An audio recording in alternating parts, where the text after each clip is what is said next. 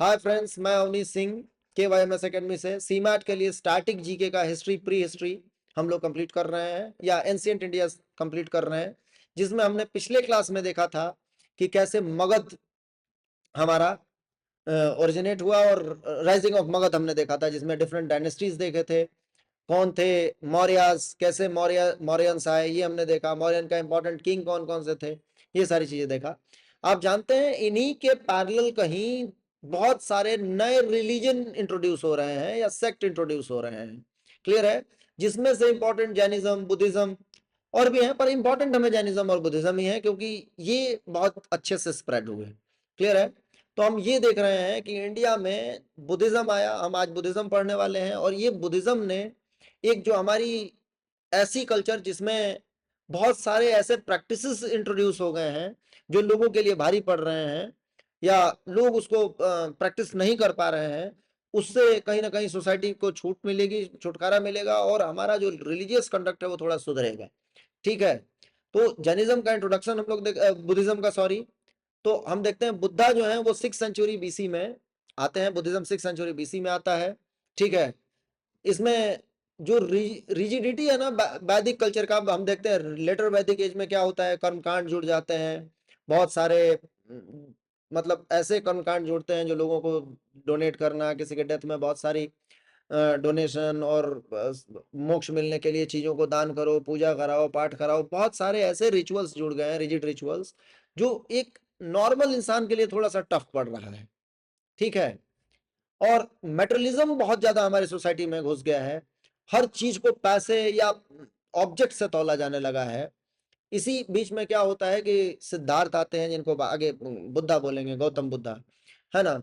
और ये क्या करते हैं, एक मिड फोल्ड पाथ को इंट्रोड्यूस करते हैं जो जनता के बेटरमेंट के लिए होगा। यहाँ से जनता को एक ऐसा लगेगा कि ठीक है, एक ऐसा रिलीजन आया है जो हमें एक मिड पाथ पे चलने के लिए बोल रहा है, कोई एक्सट्रीम कंडक्ट के लिए बाउंडेड हम नहीं है।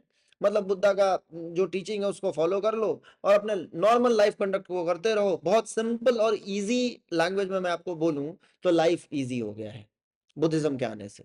ठीक है? इसका सिग्निफिकेंस क्या है?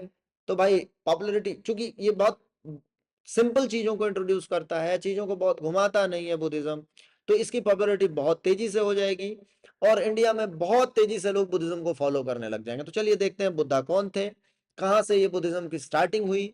तो देखिए अर्लियर लाइफ अगर देखें हम बुद्धा को, तो सिद्धार्थ, या तो इनके जो बर्थ के टाइम जो इनका नाम था वो सिद्धार्थ था।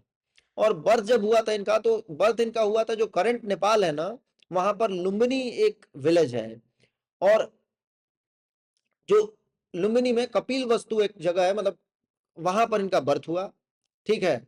इनके फादर का नाम था सुद्धोधन और इनकी मम्मी का नाम था माया या महामाया। इनकी इनके डेथ के बाद इनकी मदर का सॉरी, इनके बर्थ के बाद इनकी मदर का डेथ हो गया था, सॉरी।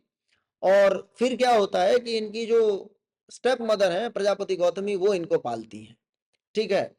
और चूंकि ये एक लग्जरी क्लेंस है, आप यूं समझो कि एक राजा, छोटे राजा या राजा हैं, ठीक है, क्षत्रिय हैं, तो वहां पर ये अपने राजपाट में बहुत खुश हैं, बहुत अच्छे से चल रहा है। लेकिन क्या होता है कि इसी बीच में ये मतलब किंवदंतियां हैं, कहानियां हैं ऐसी, या इसका कोई एविडेंस है मुझे नहीं पता, पर हाँ मैंने तो सुना है।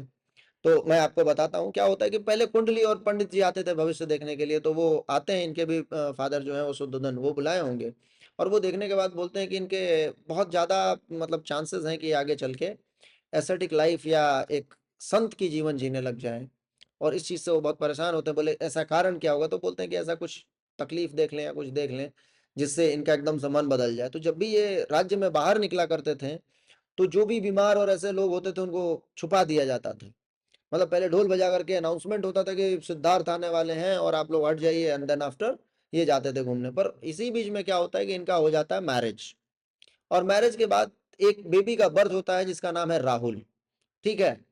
तो राहुल के बर्थ के बाद थोड़े से मदर फादर भी ऐसे हो जाते हैं, ठीक है अब तो मैरिज हो गया और मैरिज के बाद एक बेबी भी है जिसका नाम राहुल है, तो अब कहाँ ही जाएंगे, थोड़ा सा मतलब लिबरल हो जाते हैं वो लोग। और एक दिन क्या होता है कि Buddha at the age of 29 निकलते हैं घूमने।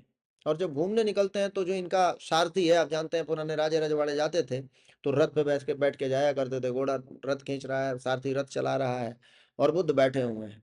ठीक है?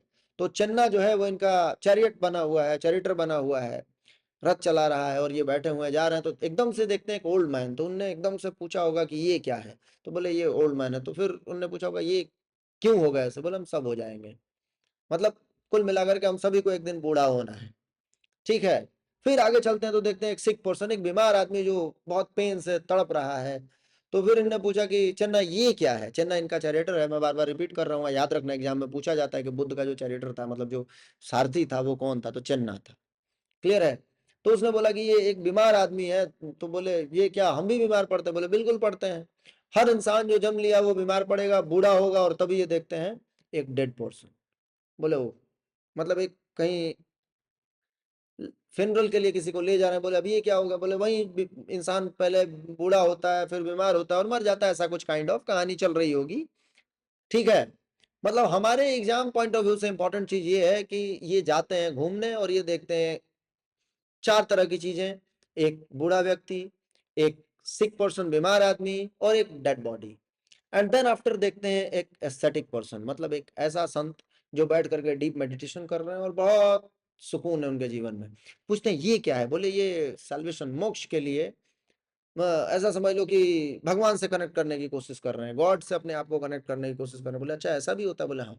तो इससे क्या होगा, बोले ये सारे ट्रुथ को जान जाएंगे, एंड देन आफ्टर इसके बाद इनके मन में जो भी डिजायर्स हैं वो नहीं रहेंगे, और जब इनका डेथ होगा तो ये सैल्वेशन मतलब मोक्ष को प्राप्त होंगे, इस डेथ बर्थ की साइकिल से फ्री हो जाएंगे। बुद्ध बोले बहुत अच्छी बात है ये तो। फिर अब इनके दिमाग में ये चीजें जो है ना वो घर कर गई कहीं ना कहीं।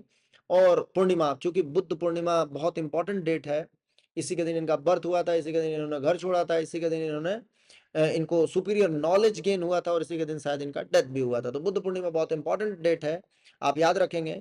तो जो फुल मून का डेट है उस दिन बुद्ध क्या करते हैं कि धीरे से घर से निकल जाते हैं और अपने घोड़े को लेते हैं और चले जाते हैं, और घोड़े को भी जाकर के एक नदी के किनारे रिलीज कर देते हैं। घोड़े का नाम पूछा जाता है कंथक या कुंथक, ठीक है, KUNTHAK।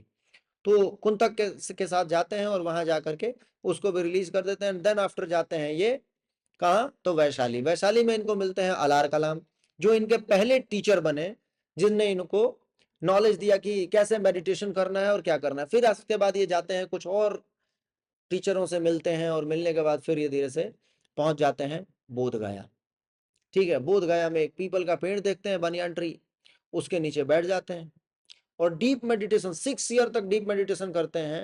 एंड देन आफ्टर इनको एनलाइटमेंट प्राप्त होता है, मतलब ये सुपीरियर नॉलेज को अटेन कर लेते हैं, और जिस दिन इनको सुपीरियर नॉलेज मिलता है उस दिन से इनको हम बुद्ध और लाइट ऑफ एशिया के नाम से जानते हैं।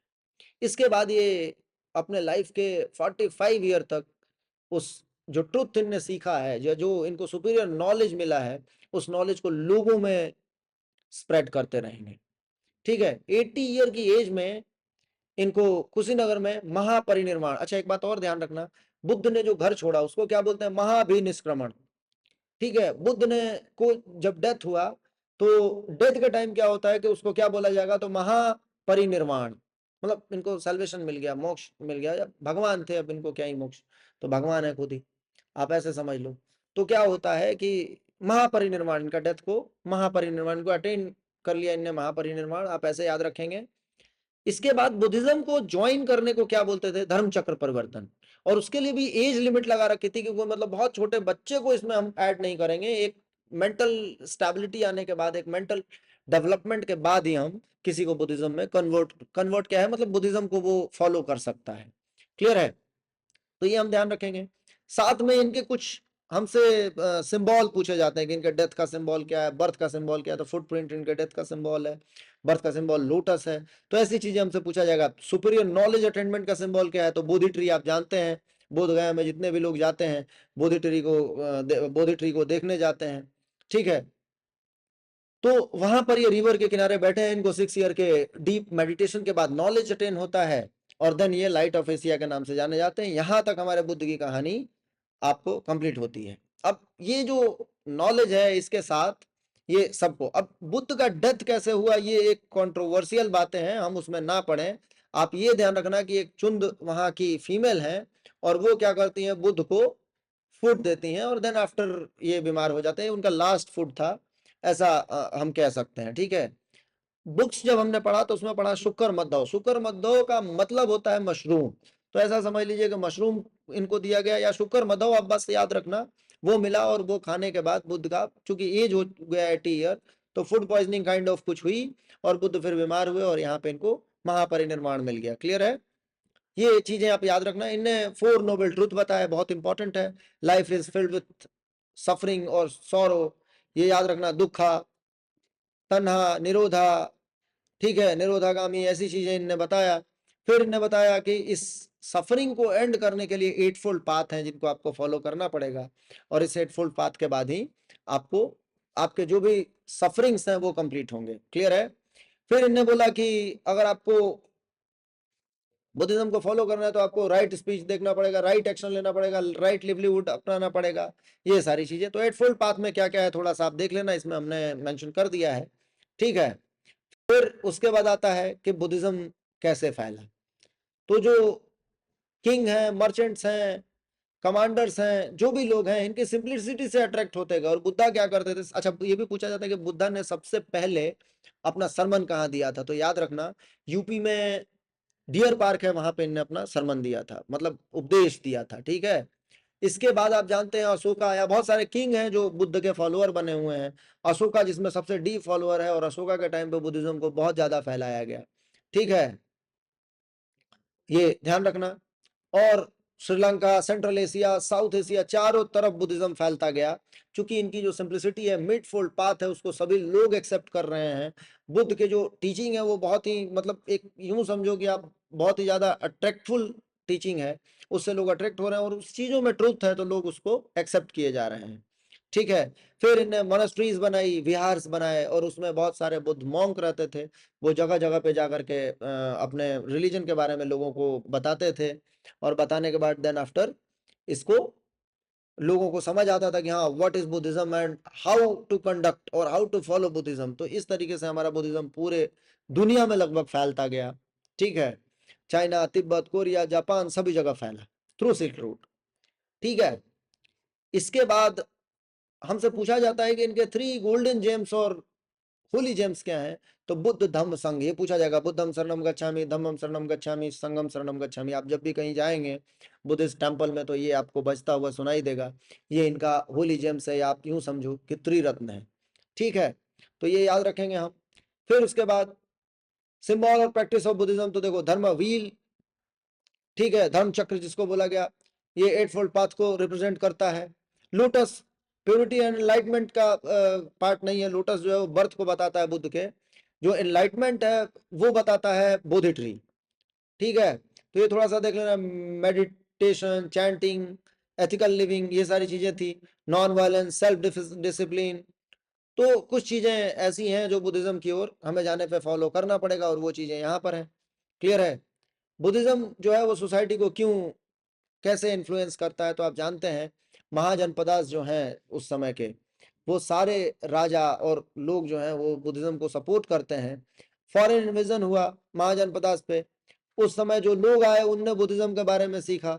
ठीक है, और फिर वो जाकर के फॉरेन में बताएंगे। चंद्रगुप्त मौर्य हुआ, वो जैनिज्म का फॉलोअर था, पर उस समय भी बुद्धिज्म को कहीं सपोर्ट, ऐसा नहीं कि वो एंटी बुद्धिस्टिक पॉलिसी और एंटी बुद्धिज्म की पॉलिसी कोई चलाया।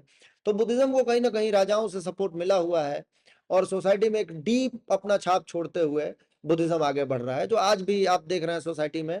बुद्धिज्म को हम लोग समझ सकते हैं। डिक्लाइन ऑफ बुद्धिज्म क्यों हुआ, एक समय आया कि जब बुद्धिज्म डिक्लाइन होने लग गया इंडिया में। इसका कारण क्या है, तो इसका एग्जैक्टली कारण ये है कि बुद्धिज्म जो है ना, वहां पर एक तो हिंदुइज्म के लोग कन्वर्ट हो रहे हैं, तो हिंदुइज्म लगे हुए हैं कि भाई, हिंदू लोग लगे हुए हैं कि कैसे भी बुद्धिज्म कन्वर्ट नहीं हो। दूसरा, हिंदुइज्म और जैनिज्म में कहीं ना कहीं एक क्लास चल रहा है कि ज्यादा स्प्रेड किस रिलीजन का हो।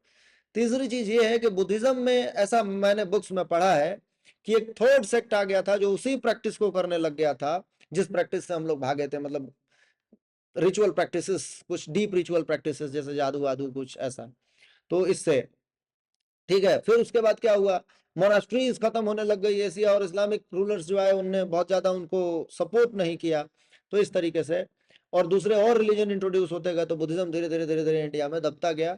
और बाकी साउथ एशिया और ईस्ट एशिया में बहुत अच्छे से फैलता रहा। आज भी आप जाकर के देख लो, साउथ ईस्ट एशिया और ईस्ट एशिया में बुद्धिज्म बहुत अच्छे से फल फूल रहा है। हालांकि इंडिया में भी ऐसा नहीं है, पर हाँ, इंडिया में जिस तरह से इंट्रोड्यूस हुआ था उसमें बहुत सारी कमी आ गई। ठीक है, कंक्लूजन ये है कि बुद्धा की फिलोसफी बहुत डेप्थ है, सेल्फ रियलाइजेशन पे बेस्ड है। ठीक है, इसका कल्चर में बहुत ही ज्यादा गहरा प्रभाव पड़ा, सभी लोग इसको फॉलो करने लग गए। ठीक है, मिडफोल्ड पाथ जो है वो बहुत ही अट्रैक्टिंग है, उसमें ट्रुथ है, लोग एस्थेटिक लाइफ को पसंद करने लग गए हैं। ठीक है, और फिर इस तरीके से बुद्धा इंडिया में बढ़ता रहा। और बुद्धिज्म में इंपॉर्टेंट यही है कि बुद्धिज्म का सिंबल याद कर लें, बुद्धा कौन थे, क्या थे, क्या क्या वो सिनारियो था जिससे उनको इन्फ्लुएंस किया एस्थेटिक लाइफ के लिए। ठीक है, इनके फेवरेट स्टूडेंट का नाम पूछा जाता है, जो हमने स्लाइड में नहीं डाला, वो थे आनंद। ठीक है, तो आप ये भी याद रख लेना कि, और स्तूपा क्या है, तो जो वर्शिप के लिए बनाए जाते हैं, जिसकी पूजा होती है, वो स्तूपा है। बुद्ध स्तूप आपने सुना होगा, सांची मध्य प्रदेश में बहुत सारे जगह पे हैं। तो ये थोड़ा सा ध्यान रख लेना। ठीक है, थैंक यू।